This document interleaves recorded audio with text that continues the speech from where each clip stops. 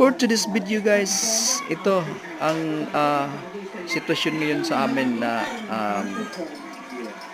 ibaba sa amin guys, no. Ito yung inaabangan namin,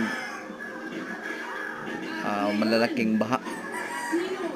Yung tinatayuan ko ngayon guys, yung inuupahan namin na room, at saka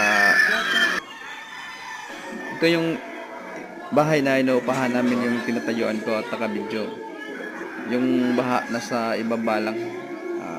Yung mga maraming bahay doon napakadelikado. Yan, no. Ang itim-itim pa ng langit at saka maulan pa. Napakalaki na ng baha. Napakadelikado nito guys.